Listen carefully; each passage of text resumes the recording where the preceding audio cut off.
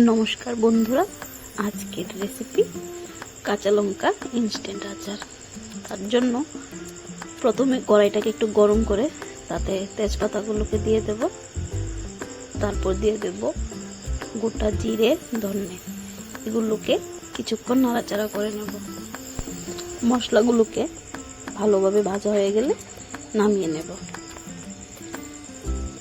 আমি এখানে নিয়েছি কয়েকটি রসুন কলি, তারপর এটার মেইন ইনগ্রেডিয়েন্ট কাঁচা লঙ্কাগুলোকে ভালোভাবে জলে ধুয়ে নেব।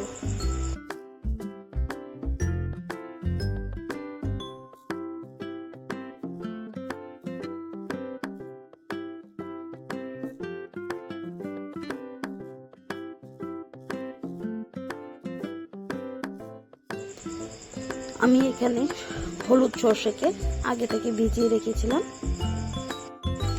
কড়াইতে দিয়ে দিলাম সর্ষে তেলটা গরম হয়ে গেলে তাতে দিয়ে দিলাম রসুনগুলো,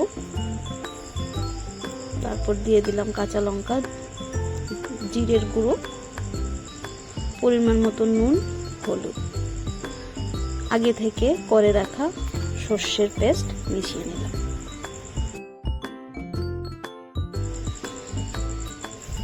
আচারটাকে কিছুক্ষণ নাড়াচাড়া করে শুকিয়ে নেব। এইরকম সিচুয়েশনে আসলে আচারটাকে একটা বাটিতে নামিয়ে নেবে। বাটিতে নামিয়ে তাতে আমি অ্যাড করে দিচ্ছি ভিনিগার, আর ভাজা মশলাটাকে আগে থেকে মিক্স করে রেখেছি মিক্সারে, ওইটাকে মিশিয়ে দিলাম। ওইটাকে মিশিয়ে ভালোভাবে নাড়াচাড়া করে সবগুলো একসাথে মিক্স করে নেব।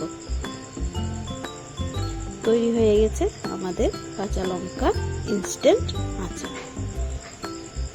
এটা আপনি ভাতের সাথে খেতে পারেন এবং অনেক দিন ফ্রিজে স্টোর করতে পারবেন।